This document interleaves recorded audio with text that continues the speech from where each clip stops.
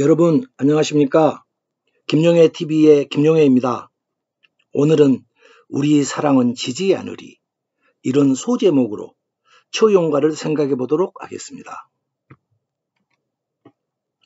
먼저 초용가 해독 결과 전체를 낭송해 보도록 하겠습니다. 초용가의 원문은 이렇습니다. 원문 중에 붉은색으로 표시해 놓은 동경, 이 두 글자를 보아주십시오. 오늘 해독 과정에 있어서 깔딱고개에 해당하는 두 글자입니다. 향가 제작법으로 풀어낸 내용입니다. 동상 같은 시체더미, 이 붉은색 글자를 봐주십시오. 아마 기자라는 분도 계실 것입니다. 제가 낭송하도록 하겠습니다. 동산 같은 시체더미 밝히는 달아, 깊은 밤 월성에 들어와 너는 돌아다니며 장례만 치르는가? 왕께서 집에 들어가라 하사 안방에 아내를 보니 엉킨 달이 너는 내시오라. 둘은 나를 바치는 아래 것이었고 둘은 누구를 바치는 아래 것이었고 본래 나의 아래 것이 아니라 하지 마온. 목숨을 빼앗으라 한들 어찌 이랬소 하며 다스릴 수 있겠는고. 이 노래가 만들어진 때는 신라 흥강왕 시절이었습니다. 그때는 신라가 삼국을 통일한 지 약 200여 년이 지났을 무렵입니다. 바람과 비가 순조로웠고 경주 월성에서 바닷가에 이르기까지 기와집이 잇따라 있었고 풍악과 노랫소리가 끊이지 않았습니다. 그러나 한편으로는 산신과 지신이 여기저기 나타나서 춤을 추면서 장차 나라가 망할 것이니 경계하라, 이렇게 말하였으나 사람들은 오히려 상스러운 춤이다 하면서 향락에 빠져들었습니다. 어느 날 갑자기 신들이 경고한 대로 무서운 사건이 발생하였습니다. 천연두가 찾아왔던 것입니다. 그러나 흙바람 속에서도 꽃은 피어나는 법, 천연두도 떼어놓을 수 없는 두 아름답던 젊은이의 사랑을 노래한 향가가 있었습니다. 노래의 제목은 초용가였습니다. 초용가 이야기를 재미없는 국문법으로부터 시작하겠습니다. 이유가 있습니다. 이를 모르고서는 초용가 풀이가 삼천포로 빠지기 때문입니다. 하나의 글자가 하나의 단어가 되는 것을 단음절어라고 한답니다. 중국의 한자가 대표적입니다. 한자는 단음절어의 특성을 강하게 가지고 있습니다. 예를 들자면 사랑애, 산, 강 이런 것들이 단음절어입니다. 그런데 이에 비해서 한글은 여러 글자가 합해져서 하나의 단어가 됩니다. 이런 것을 다음절어라고 한답니다. 중국어의 사랑애를 우리는 뭐라고 하냐? 사랑한다, 이렇게 네 글자로 말합니다. 그러니까 다음절어입니다. 우리말은. 그런데 향가를 써놓은 한자들을 살펴보면 대부분이 단음절어였습니다. 이같이 단음절의 표기법이 향가 해독에서 얼마나 큰 위력을 보여주는지 이것을 먼저 말하면서 초용가 풀이를 시작하도록 하겠습니다. 저는 고대 문자 연구가입니다. 그 중에서도 향가 연구가입니다. 수십 년 동안 해독해오고 있습니다. 초용가는 동경, 명기, 월라 이렇게 6글자로 시작하고 있습니다. 저는 이 구절을 수십 년간 수백 번 보았어도 초용가, 동경 이 첫 두 글자를 마주하면 그때마다 해독에 컥 하고 막혀옵니다. 그 이유는 뭐냐?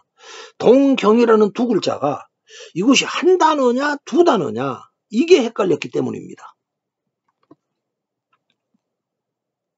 그러나 나 혼자 빼놓고는 다른 연구자들은 너무도 쉽게 동과 경을 두 글자를 한 군데 딱 묶어가지고 하나의 단어로 보았습니다. 모두 신라의 천년도 월성을 가리키는 말로 본 것입니다. 그래서 셔벌, 세발 이렇게 보면서 셔벌 발기달에 세발 발기달에 이렇게 보는 것입니다.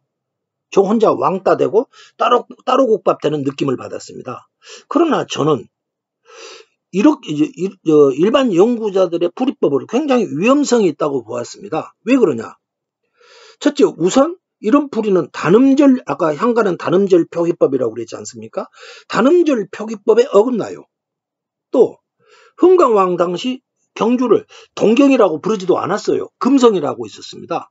이렇게 생각했던 것입니다. 그러니까 동경하면은 컥하고 가슴이 막혀온 것입니다.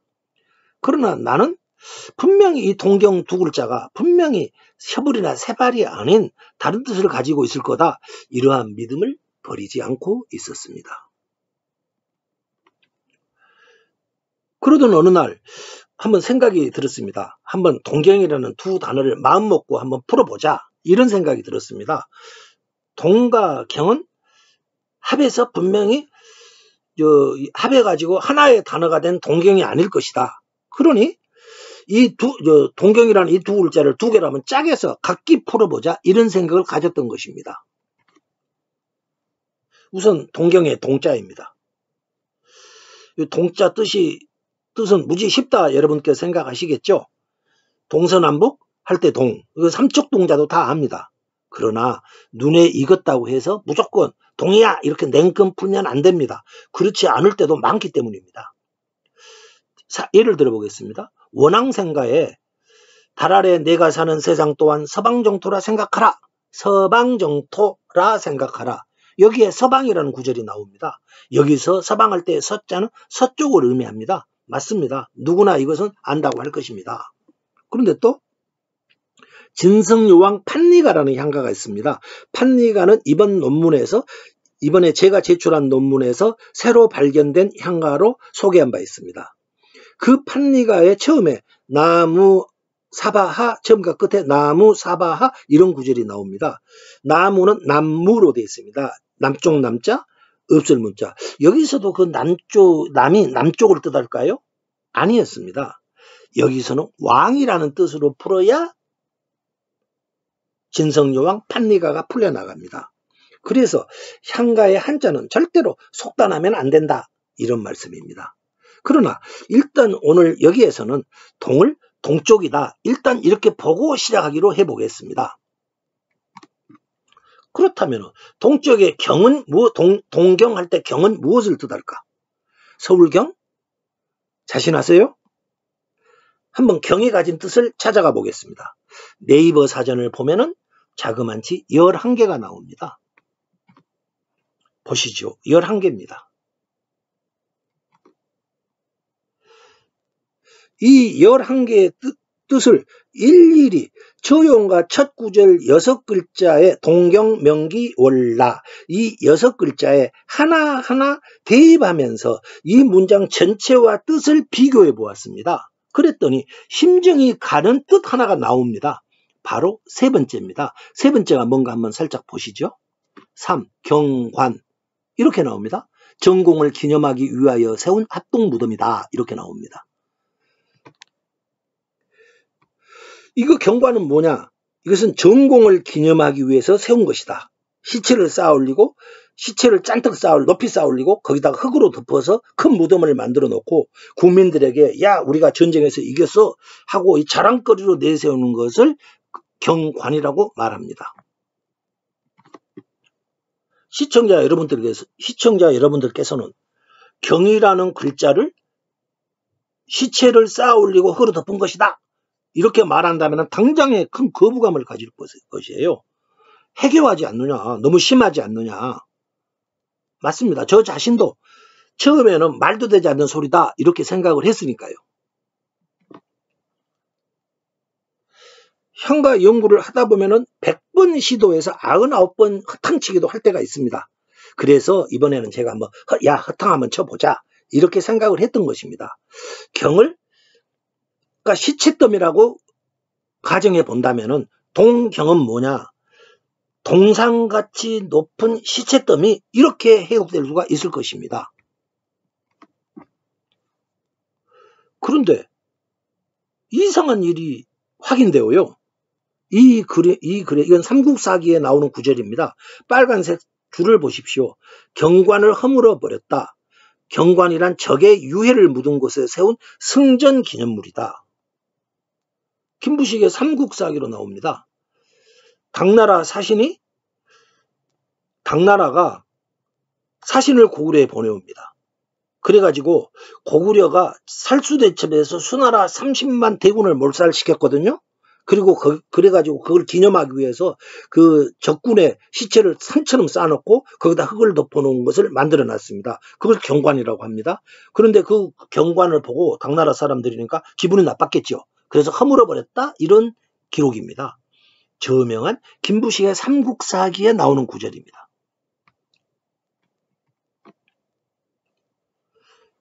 한번 곰곰 생각해 보시죠. 최용가가 어떤 작품이냐? 역병이 돌았다. 즉 돌림병과 관련된 작품입니다. 당연히 사람이 죽게 되겠죠. 그러니까 경이라는 글자를 병으로 죽은 시체를 앞동산처럼 높이 쌓아 올려놓은 것, 이렇게 볼 수도 있지 않겠습니까? 마침내 저는 동경이라는 두 글자의 뜻에 접근할 수 있는 조그만 길 하나를 발견한 것입니다.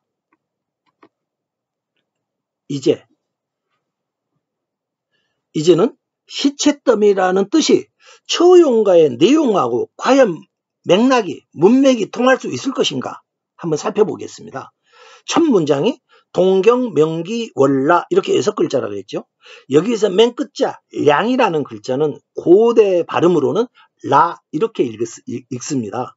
뭐 가라, 일본의 나라 할 때 전부 다 이 량자를 씁니다. 량자를 라라고 발음하고 있습니다. 그 동경, 명기, 월라, 이 문장에서 동경을 동상같이 쌓아올린 시체더미로 본다면 이렇게 해독이 됩니다. 동상 같은 시체더미 밝히는 달아. 이렇게 해독됩니다. 한번 일단 이렇게 보아주시죠. 동산 같은 시체더미 밝히는 달아. 효교한 밤에 달이 중천에 떠서 빛을 아래 뿌리면서 동상같이 높이 쌓아올린 죽음들을 비추고 있습니다. 아마 월성의 시체더미는 역병의 결과일 것입니다. 동경을 동상같은 시체더미로 풀어도 큰 문제가 없겠다, 이런 생각이 들었습니다.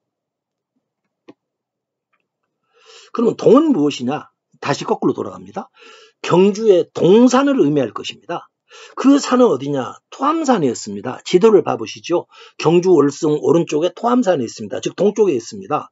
제가 경주 토박이 경주신문 서울 본부장님께 여쭤봤어요. 경주 동산이 어디입니까? 토암산이지. 1초도 걸리지 않고 답이 나왔습니다. 경주 시민들은 달이 떠오르는 앞동산을 토암산으로 인식하고 있는 것입니다. 또 다른 의문이 나왔습니다. 그런데 달이 왜 시체더미를 비추고 있는 거야? 이를 알기 위해서는 향가 시대를 살았던 우리 고대인들의 내세관을 알아야 합니다. 고대인들은 사람이 죽으면 그의 영혼이 배를 타고 바다를 건너 저승으로 간다, 이렇게 믿었습니다. 그런데 만일에 영혼이 저승 가다가 깜깜한 저승길을 가고 있다가 하늘에 구름이 끼어가지고 어두워지거나 배가 망망대해서 길을 잃고 방황하게 된다, 이렇게 생각했습니다. 그래서 고대인들에게는 저승길을 밝혀주는 무엇인가가 필요하였습니다. 거기에서 달이 있어야 했던 것입니다. 한번 증거를 내보겠습니다. 국립박물관에 있는 토우가 장식된 장경호입니다. 자세히 빨간 원안을 자세히 모아주시죠. 뱀이 두꺼비 다리를 물고 있습니다. 두꺼비는 우리 문화에서, 동양 문화에서 달을 상징합니다. 뱀이 달을 어디로 못 가게 하고 있는 것입니다. 그러면은 여기에서 뱀은 무엇일까요? 몇 년 전에 발굴된 경주 쪽샘지구에 어느 공주의 묘에서 발굴된 토기에 그려진 신라의 장려 행렬도가 이 그림입니다. 빨간색 원을 봐주시죠. 여기서 사슴이 주인입니다. 공주입니다. 그런데 뱀이 그 옆에 딱 있으면서 사슴을 지키고 있습니다. 자세히 보아주십시오. 뱀은 죽은 자를 저승길에 가면 갈 때 보호해주는 영물이었던 것입니다. 또 뱀이 박혁것의 시신을 지켰다, 이런 기록도 남아 있습니다. 앞서서 장경호의 뱀이 뱀이 다른 데로 가려고 하니 야, 너 가면 안 돼 하고 꽉 물고 있는 것입니다. 그래서 두꺼비를 물고 있는 것입니다. 이런 해석을 어디에 놓습니다. 오직 새로 발견된 향가 제작법이 이러한 해석의 세계로 우리를 끌고 들어갑니다. 만일 향가 제작법을 모른다면은 여기에 이 장경호에 나오는 두꺼비와 뱀, 그 다음에 장례 행렬도에 나오는 사슴을 보호하는 뱀, 박혁거세를 지켰던 그 뱀을 알 수가 없습니다. 우리는 향가의 힘에 의해서, 향가 제작법의 힘에 의해서 토속의 세계로 들어갈 수가 있는 것입니다. 동상 같은 시체더미 밝히는 다락. 이제 우리는 첫 구절을 조금 이해할 수 있게 되었습니다. 그때 월성에는 역병이 창궐하였고 급격한 확산으로 팬데믹 쇼크가 왔습니다. 이러한 상황을, 당시의 상황을 생각해 보니 동경이라는 두 글자는 동상 같은 시체더미 밝히는 다락, 이렇게 풀어주어야 오히려 자연스러웠습니다. 처용과는 첫 구절부터 월성의 천연두 참상을 격정적으로 묘사하고 있었던 것입니다. 그런데 이 풀이가 지금까지와는 너무도 다르기 때문에, 그리고 또 샤킹했기 때문에, 처음과 첫 구절부터 시체더미 막 이런 구절이 나오기 때문에 사람들의 이 구절을 설명하기가 조금 저했어요. 그래서 저는 추영과를 가급적이면 소개하지 않고 혼자서 그냥 끙끙거리면서 가지고 있었던 것입니다.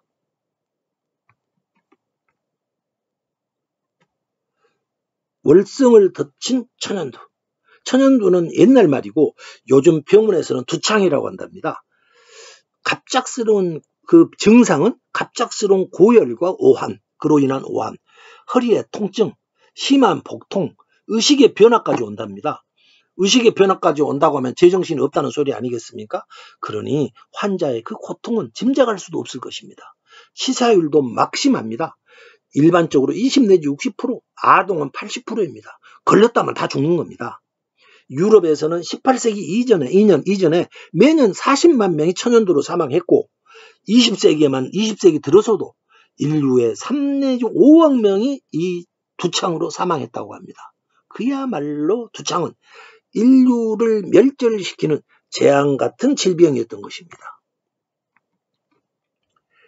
이해의 역병은 두창이었다. 그 이유는 이따가 설명하겠습니다. 일단 두창으로 죽은 시체를 산더미처럼 쌓아놓고 있었던 것입니다. 그 시체더미 높이가 경주의 앞동산인 토암산처럼 높았습니다. 참변도 이런 참변이 없었습니다. 이러한 때 갑자기 역사 기록에 흥강왕이 지금의 울산을 방문하고 있습니다. 당연히 혼자 올 리 없겠죠. 신라 지도부가 울산에 왔습니다. 그리고 무언가 일을 보고 경주로 돌아오려는데 갑자기 안개가 자욱이 끼었습니다. 그때 동해용과 7 아들이 나타나서 흥강왕을 칭송하니까 안개가 걷혔습니다. 왕이 망해사를 지었습니다. 여기서 지도를 보면은 맨 아래쪽이 울산 앞바다입니다. 그리고 그 위에 조금 올라가는 것이 망해사입니다. 저 위에 북쪽이 경주시입니다. 다시 말씀드려서 흥강왕이 이 아래까지 내려왔다는 뜻이 되겠습니다. 당시 신라인들은 울산 앞바다를 어떻게 인식했냐? 동해용이 사는 곳으로 인식하고 있었던 것 같습니다. 이 사진은 2010년 울산 앞바다에 나타난 용오름 현상입니다. 이러한 신라인들은 이런 용오름 현상을 보고 동해용이 울산 앞바다에 산다 이렇게 생각했을 것입니다. 흥강왕이 왜 울산에 갔는지, 울산이 개운포입니다. 왜 개운포를 갔는지 그 이유가 짐작이 됩니다. 천연두 퇴치를 동해용에게 빌기 위해서다. 저는 이렇게 생각해 봅니다. 흥강왕은 울산 앞바다를 갔다가 돌아오는 길에 동해용과 그의 아들을 만나게 된다고 했지 않습니까? 바로 이 사진은 울산 앞바다에 있는 외황강이라는 강에 있는 처용암입니다. 처용이 나왔다는 바위섬입니다.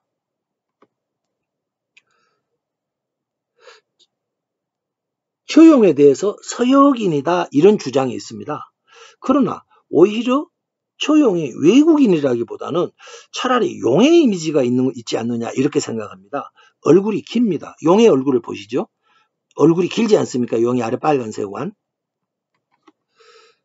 얼굴이 길고 수염이 있습니다.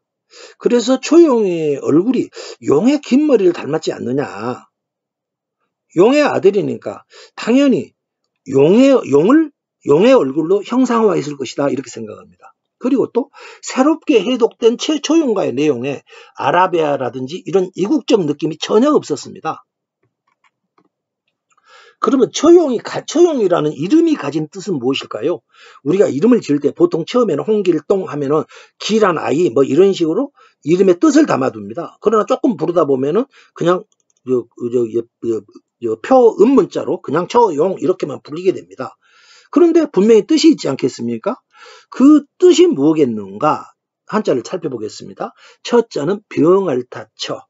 향가에서 여러 군데 처자를 병알타라는 뜻으로 사용하고 있습니다. 얼굴용.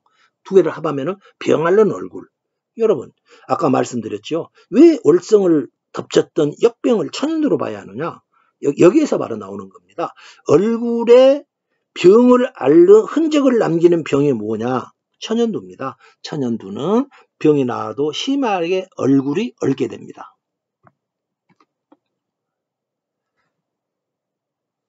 이 초용의 이름에서 우리가 뜻을 찾듯이 향가 제작법에 고유명사법이라는 게 있습니다. 향가에 나오는 고유명사들의 이름을 한자의 뜻으로 풀어본 내용과 향가 작품의 제작 의도가 두 가지가 서로 긴밀히 연계돼서 들어맞고 있다. 이런 법칙입니다. 이 법칙은 향가를 해독하는 강력한 도구가 됩니다. 왜 그러냐? 향가 작품의 제작 의도를 알 수 있으니까요. 그래서 고유명사법을 여러 가지 중요하기 때문에 고유명사법을 다른 각도에서 또 설명해 드리겠습니다. 고유명사법을 저는 부절이라고도 합니다. 부절이란 건 여러분 알다시피 신표입니다. 어디 사신을 보낼 때 무엇을 부러뜨려 가지고 그쪽과 이쪽에 서로 비교해 보면은 서로가 친분을 알 수 있도록, 신분을 증명할 수 있도록 가짜가 올 수도 있으니까 그런 것을 부절이라고 합니다. 보통 칼을 부러뜨리거나 옥으로 된 막대를 부러뜨려서 두 사람이 따로 가지고 있다가 뒷날 서로 맞추어 봐서 서로 신분을 확인하는 도구로 사용했습니다. 그러면 여기에서 보시죠. 고유명사가 가진 뜻 하나하고 향가가 해독되는 뜻 하나하고 이 두 개가 서로가 딱 맞게 해독이 되어야 그것이 바로 맞은 해독이다. 이런 것을 말하는 것이 바로 부절법이 되겠습니다. 또 고유명사법을 부절법이라고도 하는 것입니다. 다음으로는 모자이크법이라고도 합니다. 이 고유명사법, 부절법을. 이건 역시 아까 말했지 않습니까? 향가의 뜻이 부절처럼 고유명사의 뜻과 향가의 뜻이 서로 탁 모자이크 조각들이 서로 들어맞듯이 그렇게 해독되어야 한다. 이런 법칙입니다. 고유명사가 여럿일 때는 마치 고유명사가 여럿일 때는 모자이크 조각들이 여러 개가 서로 한꺼번에 딱 맞는 것이 여러 개 고유명사의 뜻과 향가 제작의 의도가 서로가 딱 들어맞아야 올바른 해독이다. 이런 법칙이 되겠습니다. 그래서 흥강왕은 동해에서 만난 초용을 월성으로 데리고 왔습니다. 그리고 왕정을 돕도록 했습니다. 그런데 이때 왕이 취한 여러 가지 조치들의 행간을 읽어보면 대단한 조급증이 느껴집니다. 한번 보십시오. 왕이요, 직접 울산 개운포까지 갑니다. 그리고 망해사를 지어줍니다. 그리고 초용을 데리고 와서는 초용을 붙잡습니다. 왜 붙잡냐? 달아날까봐 붙잡는 거죠. 초용이 달아날까봐서 높은 벼슬까지 줍니다. 그 급간벼슬이라고 합니다. 거기에다가 또 미인까지 내려줍니다. 무엇인가 굉장히 다급했다. 이런 의심을 지울 수가 없습니다. 더구나 초용이 달아날 것까지 걱정했으니 왕이 일개 어디 시골에 초용이라는 젊은이가 달아날 것까지 걱정을 했으니 그 조급한 마음을 우리는 바로 느낄 수가 있는 것입니다. 왜 이렇게 왕이 조급했을까요? 바로 그 당시 월성이 두창의 급격한 확산에 의해서 공포의 도가니에 빠져 있었다. 완전히 아수라장이었다. 이것을 말하는 방증이 되는 것입니다. 왕은 조용에게 천연두 퇴치의 임무와 죽은 자의 영혼을 저승에 보내도록 하라, 이런 일을 맡겼을 것입니다. 그것이 바로 초용이가 한 왕정보좌였습니다. 이제 우리는 제일로 어려웠던 첫 구절을 우리가 해독해냈어요. 그러면 사실 시작이 반이다. 이제부터는 구절 풀이를 해보도록 하겠습니다.